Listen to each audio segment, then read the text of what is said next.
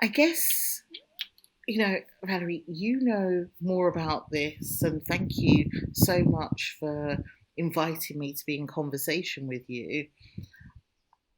But I always like to start any conversation that I have with somebody I admire, I love, who I have a lot of respect for, by just checking in and not your how are you. I want to ask you, how is your heart? Hmm. My heart, right now, how is my heart? Let me check in and just see how my heart is. My heart is really quite open right now, I would say, and open to your heart. How is your heart? My heart's beating. My heart feels excited.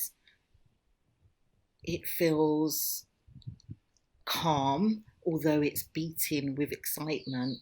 Um, yeah, and it's got a lot of love in it right now. Hmm. And I can feel the love. What a beautiful way to begin a conversation. You've just taught me something actually to just really check in with the heart. And as a Buddhist teacher, if I was in a Buddhist context, how are you? Check in with the body, but just this normal conversation. And for you to begin with, how is the heart? That's just very, very beautiful.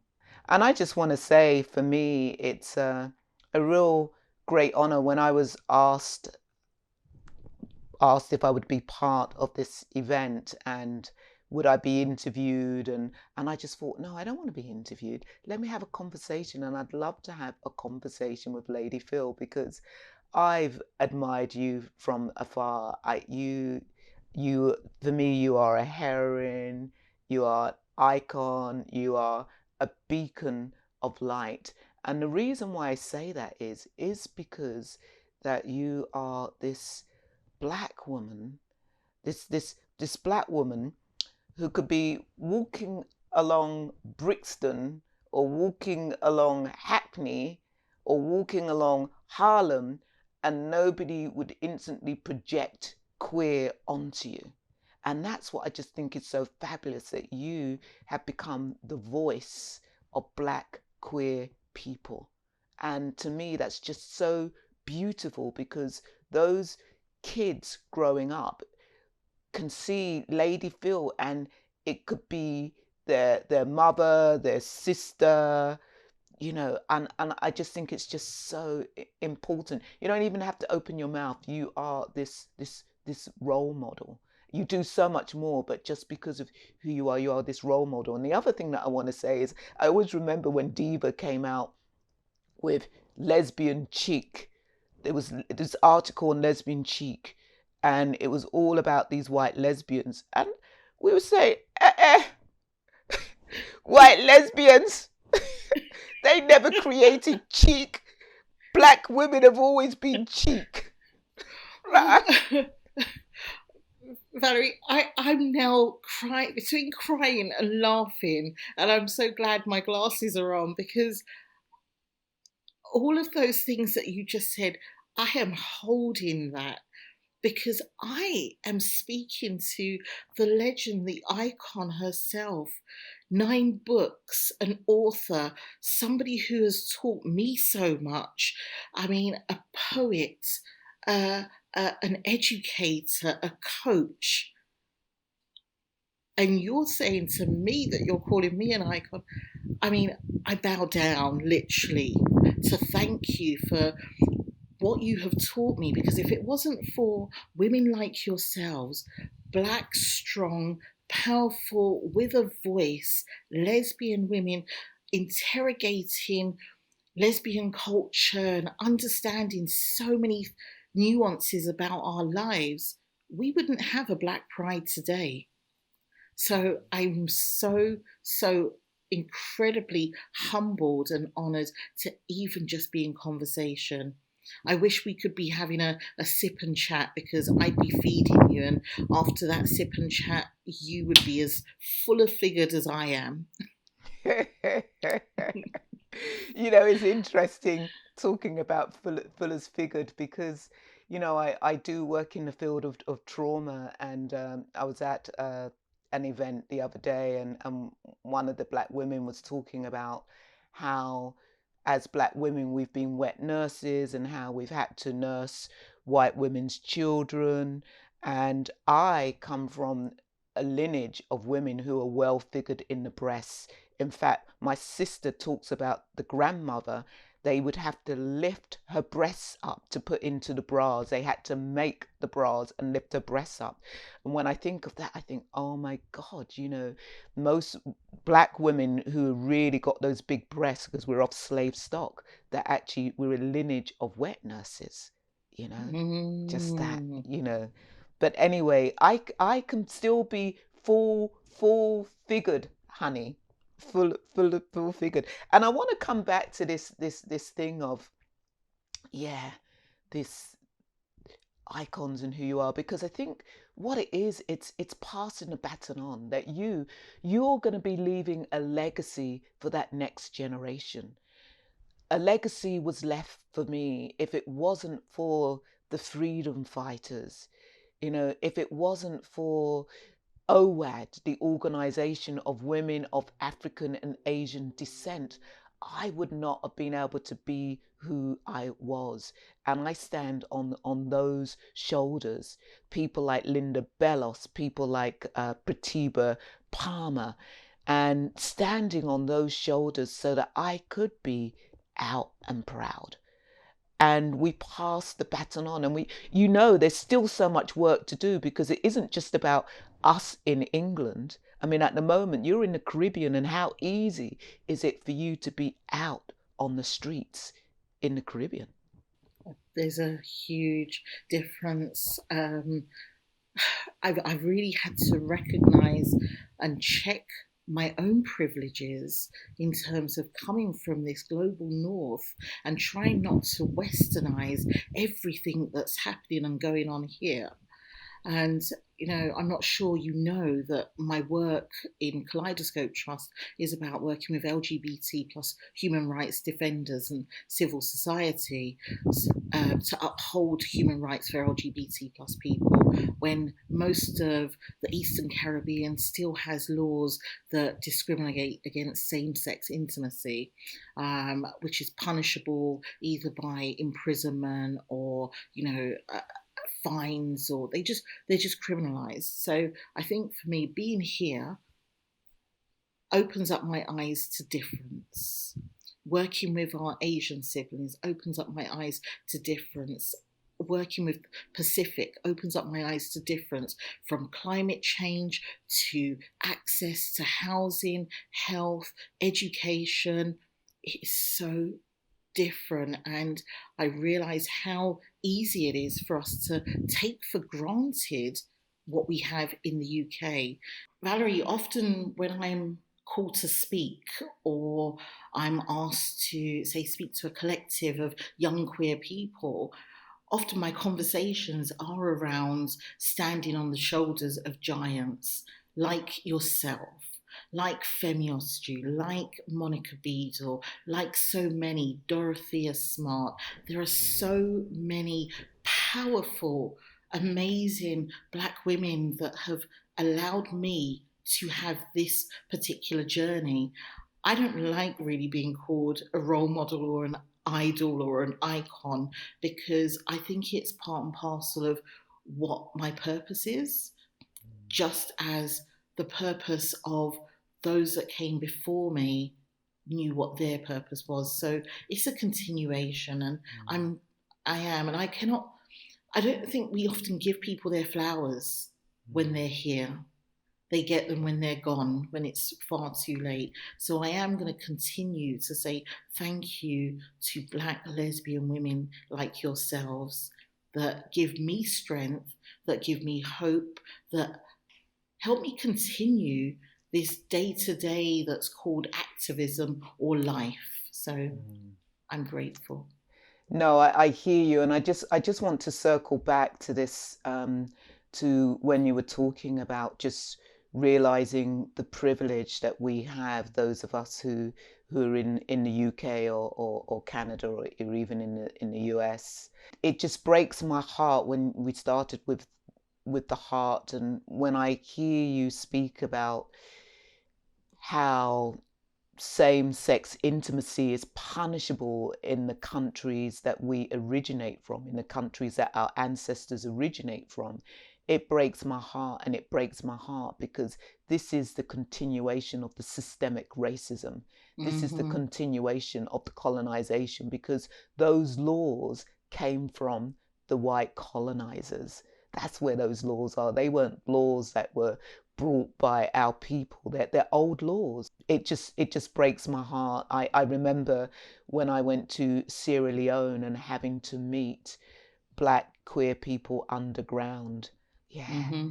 And I can remember walking along near the seafront with my partner. My partner is white, my partner's butch looking. And so it was obvious that this Black person knew that we were queer, and I was just like, let's just get out of here. Being here in St. Lucia, and going out and about, of course,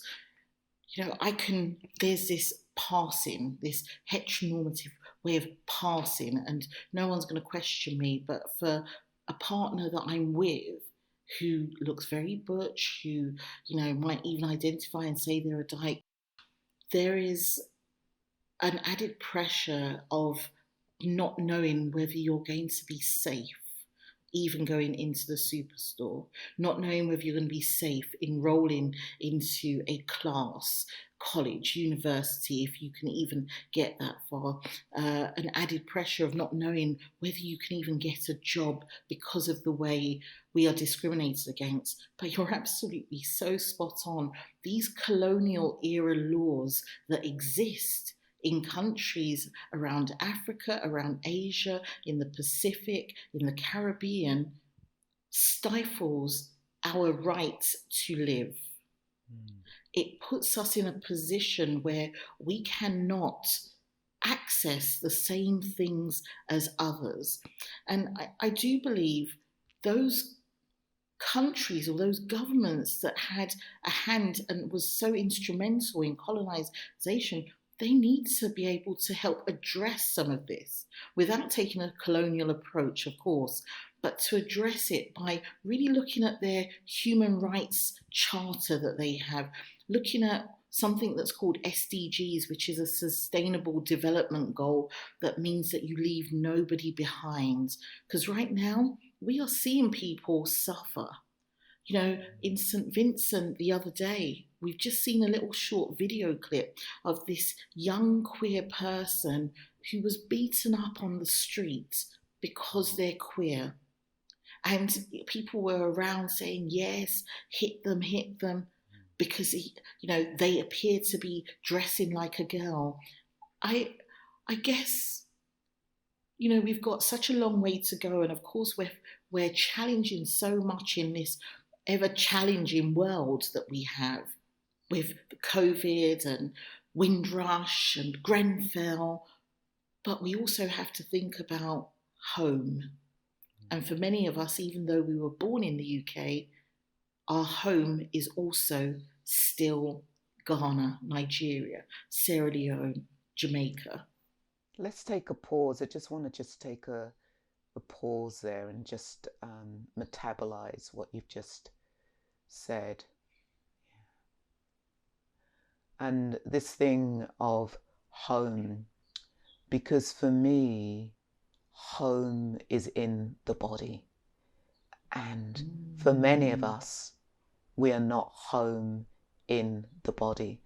And I want to come back to the diaspora, those of us who live in the UK, Canada, the US, parts of Europe, that I still want to say that actually we know that if we go into those Black church communities, that it's not safe for us. It still isn't safe for us.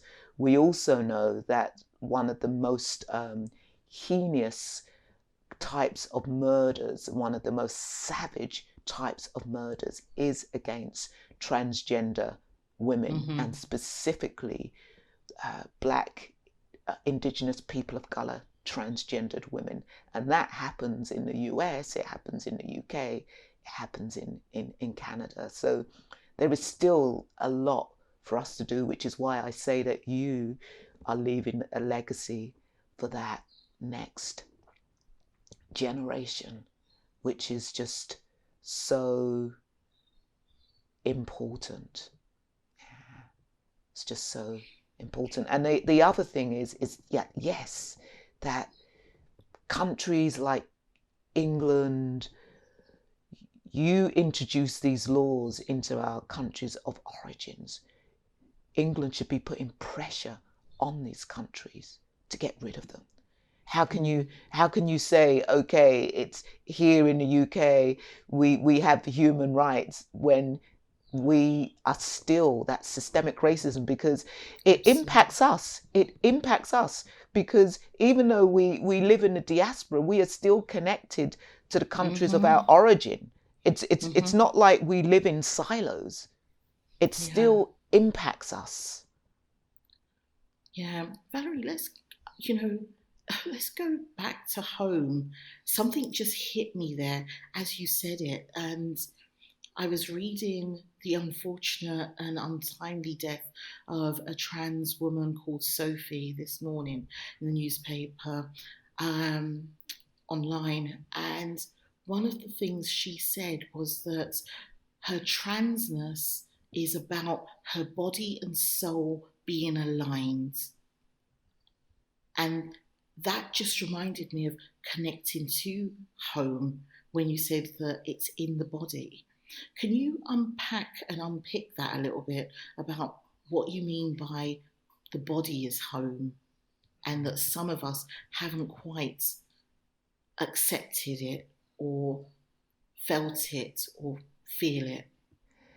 Thank you for asking me that, Lady Phyll.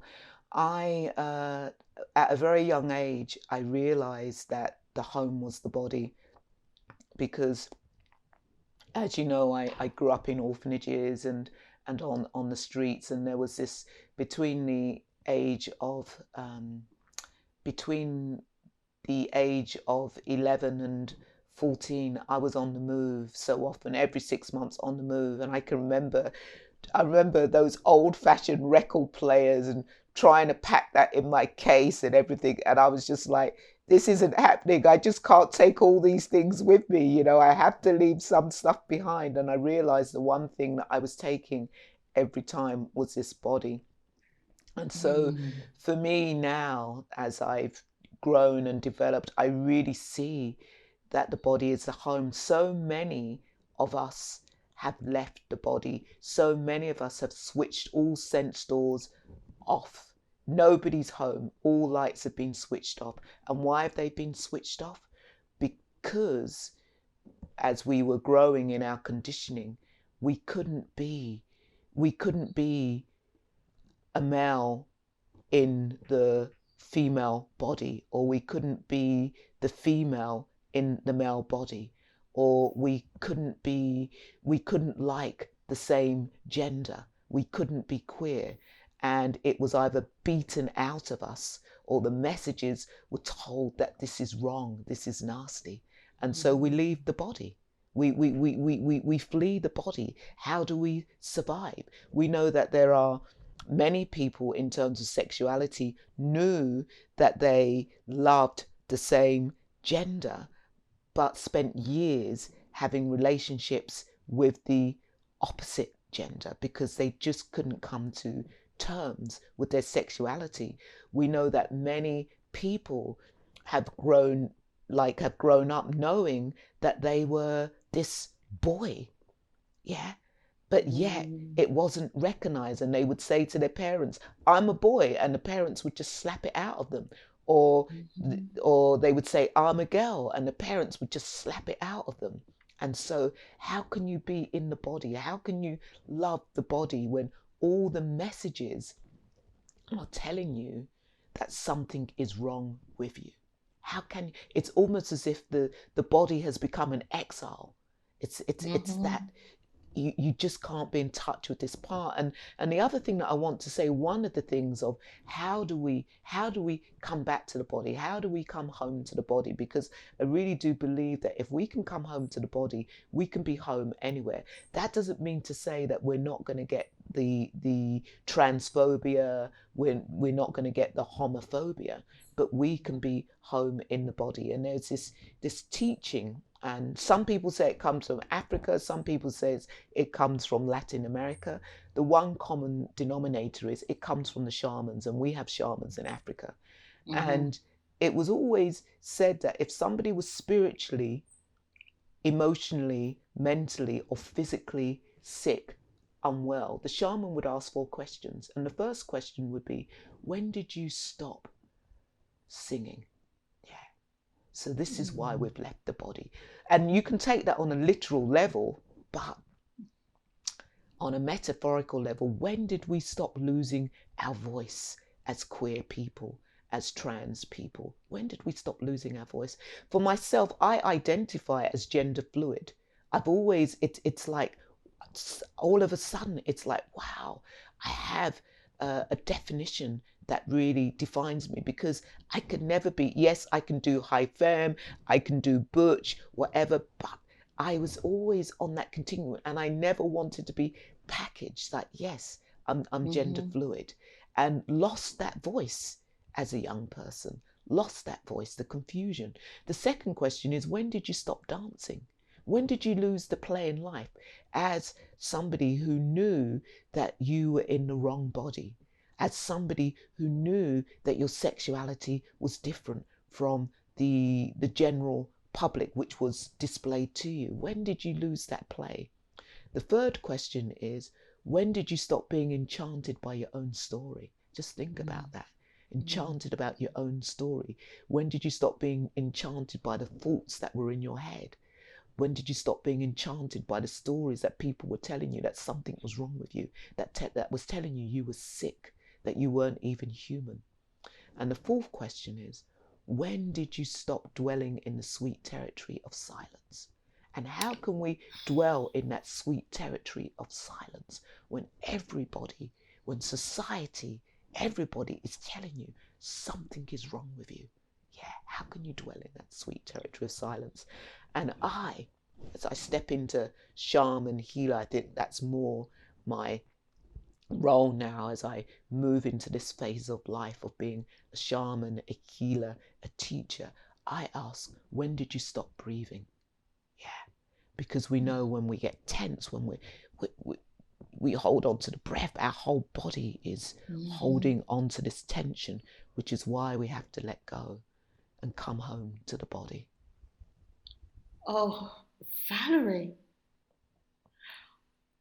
I held my breath, singing, dancing, enchantment, and sweet silence, and breathing. In this whole nutshell of this conversation, I've learned so much. And I'm probably going to need some time with you afterwards to address some things that have stirred within me. As a Black woman who is faced with multiple, various oppressions, did I leave my body even before I was a mother?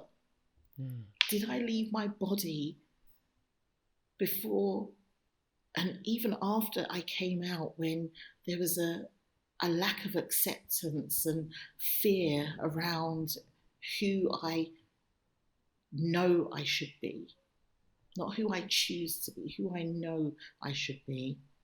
And you have just stirred so much, and I have got more questions to ask myself than answers right now. And I'm going to be using this analogy and read up some more on home, the body, because this is our vessel, right? Yeah.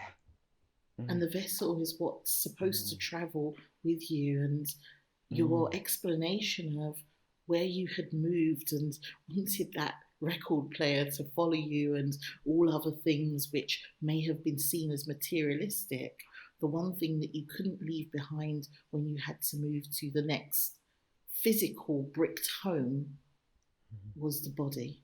Yeah. It's deep. Yeah. It is so deep. And I'm just having to hold myself right now. Really hold myself. You know, it's interesting because if you think of Sankofa, which comes from Ghana, Sankofa, go fetch, go home, go fetch what you've forgotten. And it's interesting because I always say, well, did we really forget something? Because when we were taken as slaves, we didn't even have time to take what we needed, and the only thing that went was the body. That was the only thing that went was the body, which is why people like Iyanla Fasant, you know, talk about the body being our temple. You know, so many Black people talk about the body being our temple. That's yeah. And in this time where we often feel that our bodies are used, and when that value has been extracted, we're tossed to one side. Exactly. And I guess this is that segue for me to also mention, you know, when we talk about Black Lives Mattering, this is about our bodies, how we've been treated. We can go back to all that structural and systemic racism, and our bodies endure so much that actually I'm questioning, how many times did I breathe for the day? Did I hold my breath for too long? You know, I always say now that actually what happened in 2020, it happened before, but what the world saw is that actually it's almost as if the breath became a political act. The right to breathe became a political act. And we know that George Floyd wasn't the first person to say, I can't breathe. We know there's a long line of people, Eric Garner, who said, I can't breathe. And then if you think of COVID-19, which is a respiratory illness, a respiratory disease, and who's been more impacted, we look at the Black Indigenous people of colour. And then if you look at the vaccines, if who's getting the vaccines? It's like, I have a friend in South Africa. She told me they haven't even got the vaccine yet there. She said, oh, we're considered third world. Like, so which countries are getting the vaccines? Interesting. Yeah. Who has the right to breathe? Yeah. Yeah. There's so much interconnectedness about how we're able to live or not, may the case be.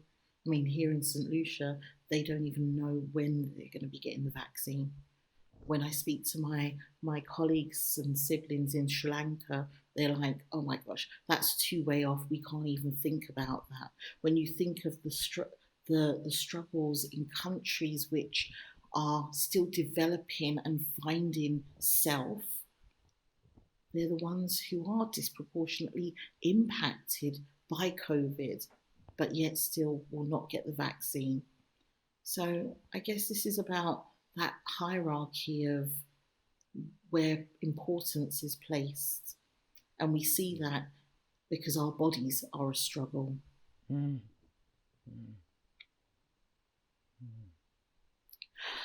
You know, if you don't mind, because you've given me a lot of deep thought, and actually I feel the word is not triggered, but I feel in a place that I'm not ready to try and answer those questions in my mind. Let's just go back to asking, how's your heart feeling now after the conversation around body?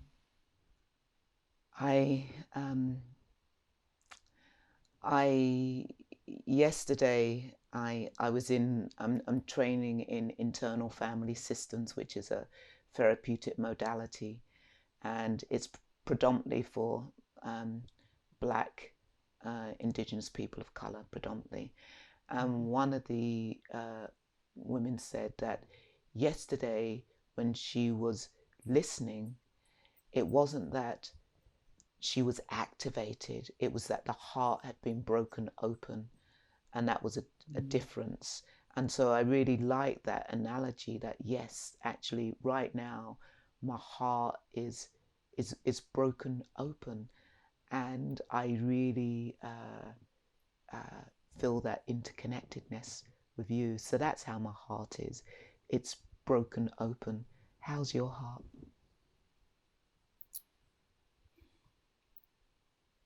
My heart feels full right now of so many different emotions, and I wish that you were physically in front of me so I could just get your hands and hold them, because I know you would allow me to cry. Not that I need permission from you, I have my own permissions, but there would be no judgment, no questioning, and we could sit in that silence. And my heart's aching for some of that right now. And I guess most people's hearts are aching for connection.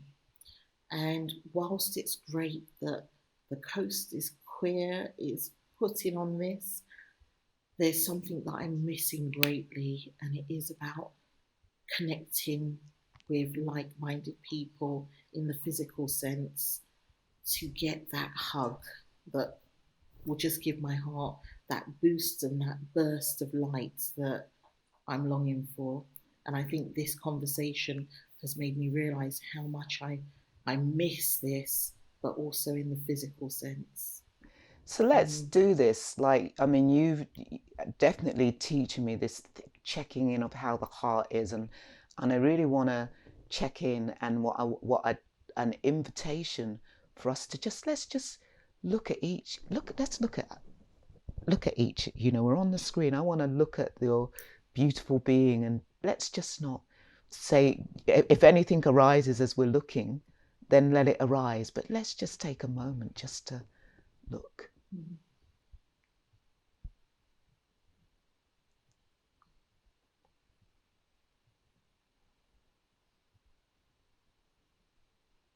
You have a beautiful soul. You really do.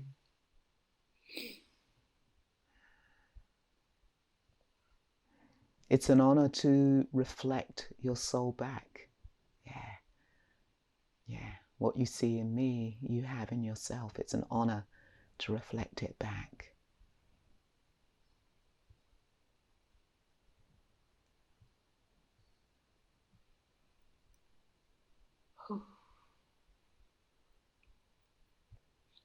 And one of the reasons why I just say that you are a heroine. Let's just stop. Let's just. I think I should pause. Yeah. Oh. Yeah. Miss Valerie.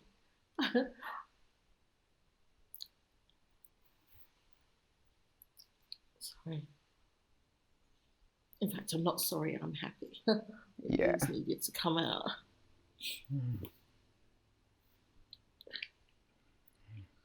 Oh.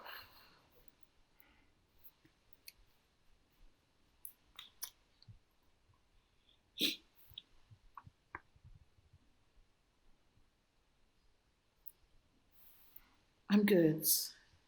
I'm really good. What's the language of your heart right now?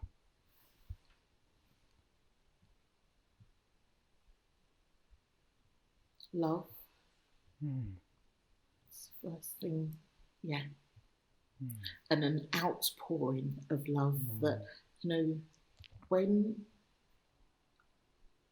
the fluid leaves your body, you feel like, oh my gosh, why can't I control that?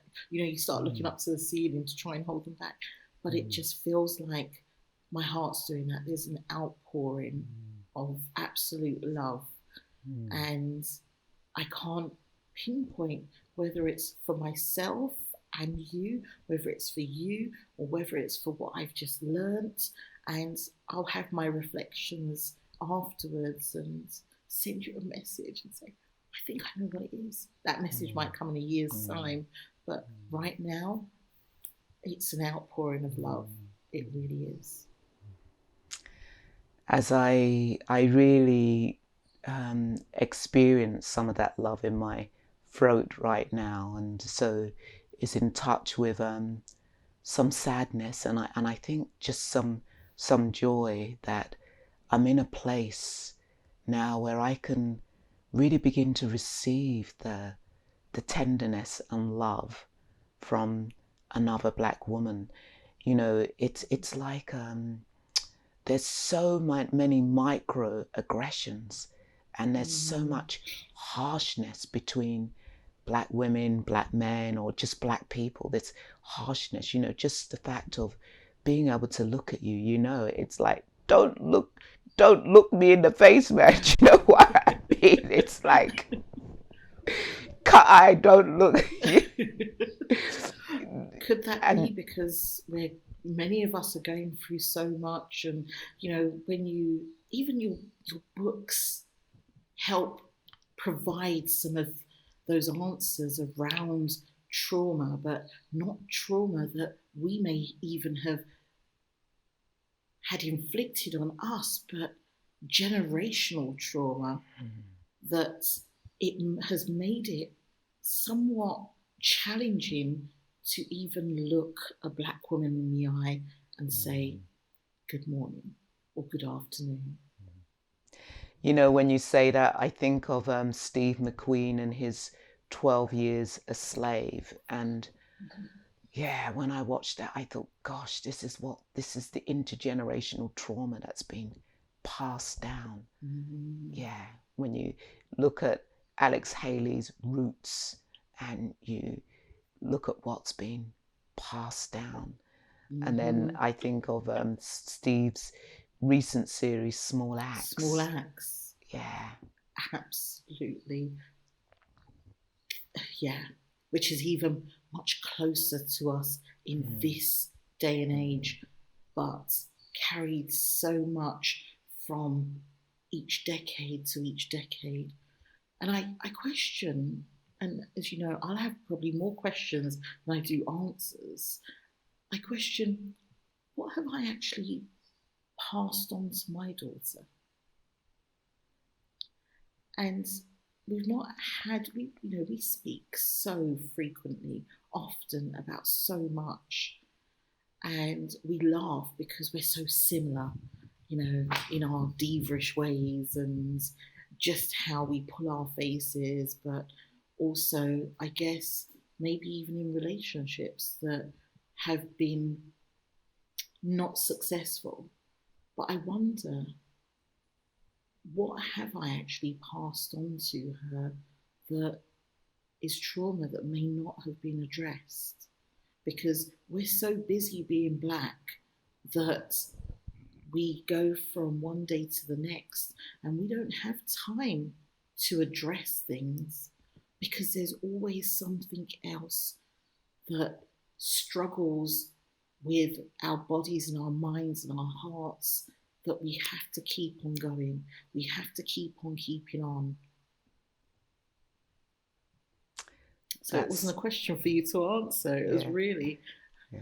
You just answered your question. I think that's the intergenerational trauma, or we could say the epigenetic trauma, isn't it? Of just that myth of the black woman. She's got to work hard. She can't stop. She's got to work hard. She's just got to keep on going. And we've got to look proud. We've got to keep on going, you know? Yeah. But also what you've passed on is, you know, I mean, obviously your daughter has to answer that question, but what I would say what you've passed on is the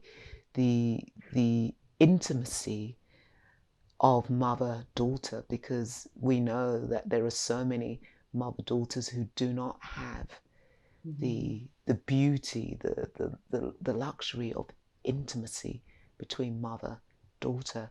So you've passed on the connection and love between two black women. Yeah. Yeah. Oh my gosh, I'm claiming that. Absolutely. Absolutely. And I think that was very, very intentional. I guess as we grow up with, some of us who grew up with Black parents who are African or Caribbean or Asian. My parents came over into the UK for a better life for their children, but there was an anger, there was a sadness, there was a struggle of so many different things. And I don't think we ever really heard the words, I love you, or give me a hug, or I want to give you a hug, or how are you doing today? How was school, in a way that felt so connected and intimate, because they were dealing with their own struggles. And I wanted to show my daughter that, you know what, you can have a hug anytime, as long as you're not irritating me too much when I'm watching my program, but you can have a hug anytime. And I tell her often that I love her. I said to her when she was a baby, I was in love with this baby. Because we don't hear it often. It's beautiful. I tell you one thing that I would love to ask you, Lady Phyll, your coming out story. What's your coming out story? Well, it was one that was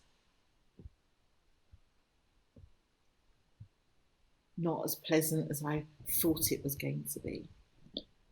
I was somebody who always knew that I was different.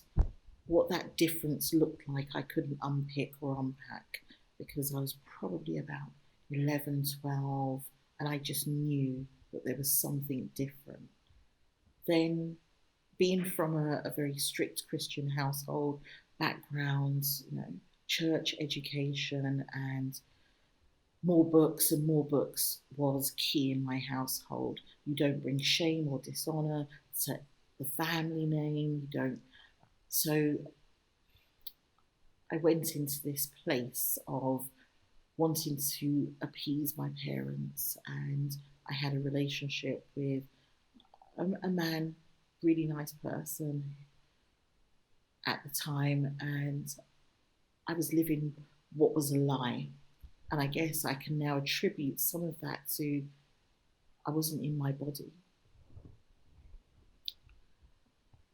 I found myself reading lots of books. I found myself sneaking off to find out about lesbian women, and most of the books or stories that I would get were about white lesbian women. And I came out to him. I just, don't ask me what that trigger was. Don't ask me what that moment was, because I don't know, apart from there was years of what felt like living a lie. And I just came out and I said, I believe that I'm a woman who loves other women. And I was met with violence. I was met with hate. I was met with everything that I didn't expect, but really should have expected in some weird way, because of how we've been raised. And I was met with a loss of friends. I was met with a loss of so much, but I also felt so liberated when I had nothing and had to leave. That it wasn't a marital home, but I left the home and went into a safe house because of the violence and the way I looked after coming out. And I'm giving you a very quick, ever so sanitized version of this. And I think only because it's you why I'm telling you, because I tend not to talk about it very much. When I sat in what was a safe house with this young child, I didn't even have cutlery. I didn't have money to buy tampons or sanitary towels. I didn't have anything, but what I had was the truth about who I was. And then I would sit there and write. I would sit there and read, and I would look for different things online. And I think that my coming out journey is never a one-stop shop. My coming out is continual. because just by virtue of you asking me this question, I come out again and again and again by talking at particular events and having an identifier of being a Black lesbian woman, a mother, a sister. I come out again. So it's a journey. That's what my coming out story is. It's a journey that's still ongoing. How is your heart? Yeah. It feels relieved that I was able to say to you in part of my journey without getting the shakes on and thinking, oh my gosh, oh my gosh, oh my gosh, someone's going to know and I've got to go through this all again. Am I ready? Because I found ways to be able to deal with, you know, when you talk about trauma to others or things that have happened to you, I find ways to not place or project or put that on other people, because I also don't know what their journey is like today. I never want to project onto others or place onto others, because I don't know whether their stamp book is full. I don't know what they had to go through just to be able to sit in front of me and have a conversation about work, or even a deep and meaningful conversation between two Black women. I don't know what it took for you to even be sat there, put your earphones in, get your laptop set up, what happened 15 minutes beforehand.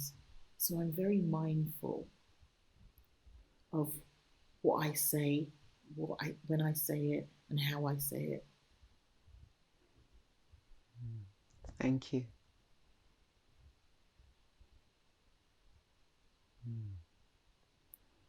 What was your journey like?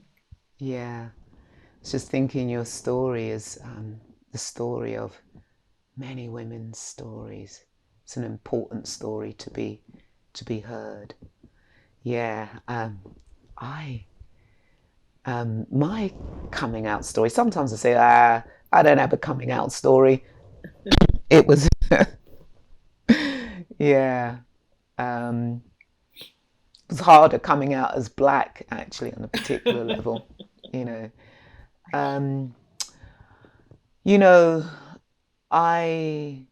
Where shall I start? My best friend, Shirley, mixed race, biracial woman. We were very, very close. And when I think of Steve McQueen's Small Axe, Lovers Rock, that's my. I grew up in the Shabeams and in the blues and whatever. And but let me dial back at you, because I would say that my first sexual experience with a woman was when I was incarcerated. I was incarcerated from the age of 15 to 17. I was in Bulwood, but I went into Holloway first, and I can remember this Black woman asking me to get up onto her top of her bunk, and I can remember her touching my breasts, and it wasn't an assault. It was just like, oh, there was just this. I don't know what it was, but that was my first experience. And so I can always remember being asked in Bolster, are you a lesbian or whatever? I said, well, who knows? I don't know, who knows? And then somebody said, well, you must be if you don't know. And I said, well, who knows? I don't know. I hadn't, I'd had experienced sexual trauma, but I hadn't had any consensual sexual relationships with either men or women. And then when I came out, when I came out of Borstal at 17, I went to the home of one of the prison officers. And I had fallen in love with her. There was this, I did a lot of solitary confinement, and so I fell in love with her from a little hole in the door of solitary confinement, and I went to her house. Don't ask me how. That's another story how that happened. Wow. And there was a point, I never lived there then, but there was a point when she said, I have to say goodbye to you. We'd talk every day, almost every day. And I can remember her holding me, and she was 38 and I was 17. And I can remember her holding me, saying she had to say goodbye to me. And then I knew instantly. I was like, oh, I knew that she was in love, because I thought I loved her like a mother. I wasn't, and it was the first time I loved. So anyway, that relationship got consummated when I was 18. So that was my first sexual relationship, and I lived in the marital home, but I could never tell anybody. I wasn't allowed to tell anybody, because obviously she would, if people had found out. And I would go to my friend Nigel. I'd travel down to London. She lived in Southend, and I'd go to his house and I would just cry. All I'd do was just cry. And he would say, what's she doing to you? What's she doing to you? And all I would do was just cry, and I wouldn't say anything. But I had my best friend, Shirley.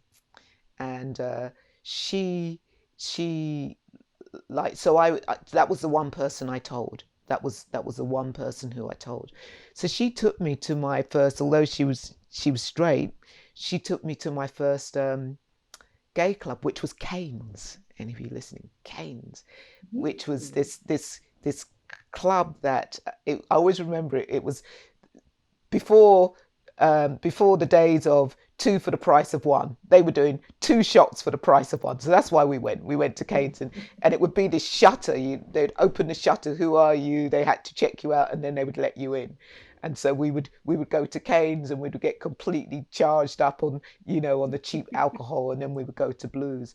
And I always remember the relationship I was in with this woman, and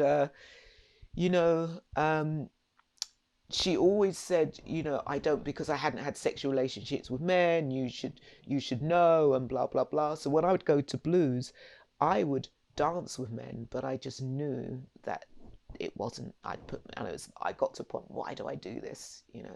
So in a way, really, that's my coming out story. Yeah. I'm going to have to find Cane's.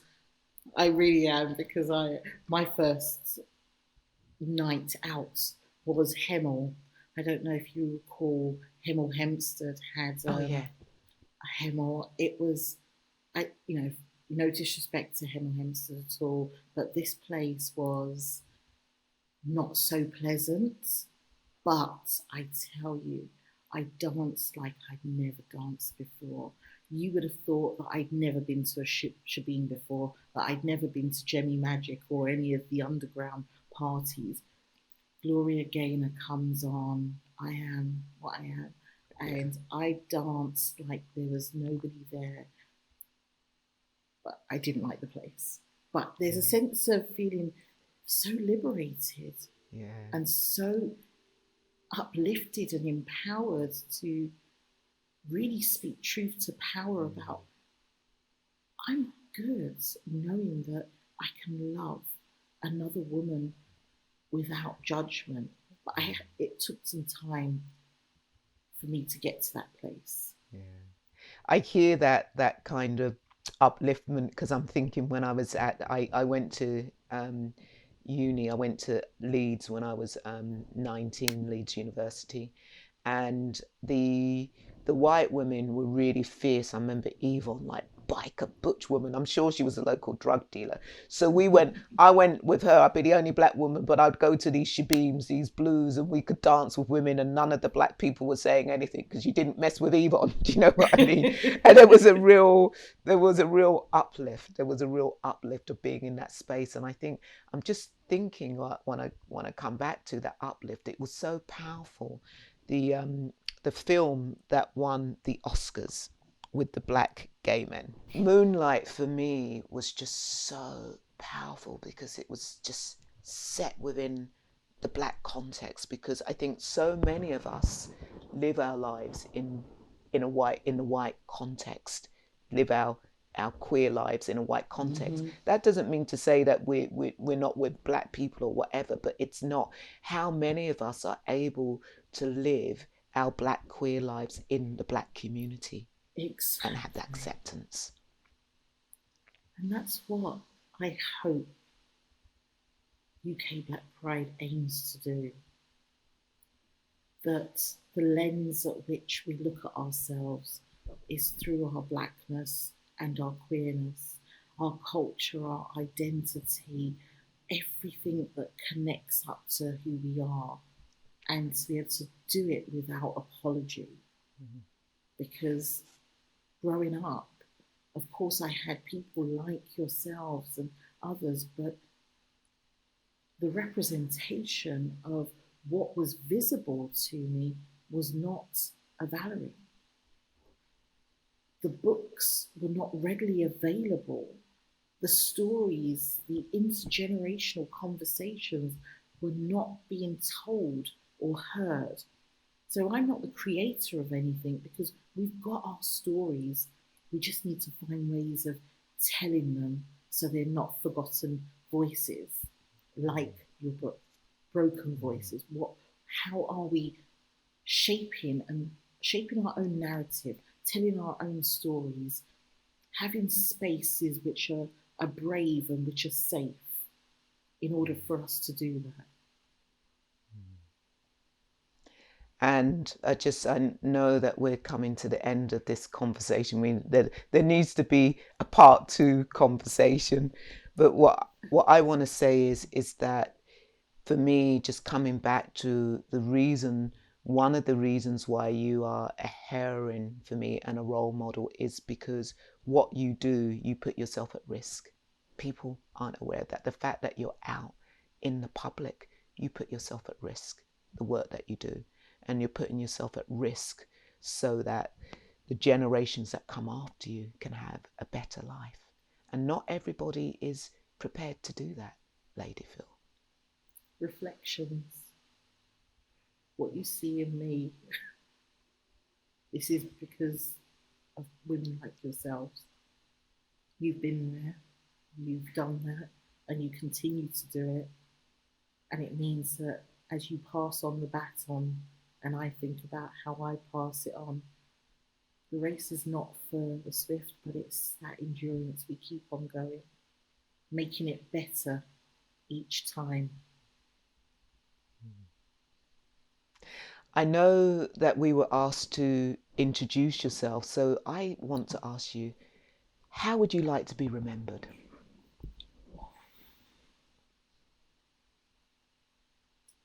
I'd like to be remembered as somebody who fought for the liberation of all, that talked about and acted on the eradication of racism, sexism, misogyny, misogynoir, that wanted to see a world where young queer Black people stopped taking their lives, that trans people and non-binary people are accepted. I want to be remembered as somebody that did what was right with a purpose.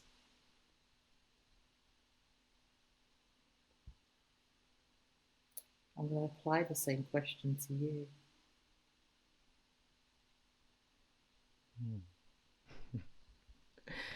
I used to say that on my tombstone, I would like, I was here I was I here?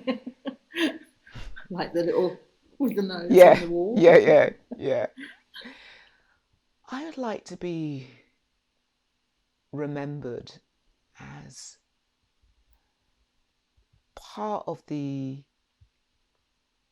negritude movement, part of the Black Lives Matter movement, part of the Black Panther movement. That's how I'd like to be remembered. I've got to the point in my life, one never knows how much longer we have left. Mm-hmm. But I know with the rest of my years, it is about the uplift of Black, Indigenous people of colour. That's my calling. So I want to be remembered for somebody who's contributed to the uplift of our people. And I want to be remembered as somebody who has a big, soft, wide heart. You know, so often people like us, we're told we're intimidating. And I say to people, you need to look that word up in the dictionary when you project intimidating onto somebody. I remember somebody saying, "Oh, you're so intimidating." I said, "What is that?" "Oh, because you do so many things in the world. You do so many things out there in the world." Yeah. So I just want to be remembered as somebody who has this big, wide, soft, open heart. Yeah. Kindness and compassion. Well, I'm not going to just remember you as that, because I know you to be that.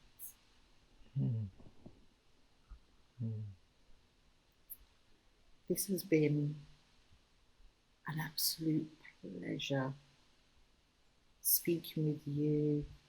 I feel like I've called up my sister who's halfway across the world just to check in. And I love that you've also asked me how my heart is, and that we can connect even virtually. Conversation gives me hope. Beautiful conversation, and I hope that this conversation is a conversation that is heard by many, and not just people in the UK, but people all over the world can listen into this conversation. And as you do, we are opening up our hearts to all of you listening and sending you love and compassion. Yeah.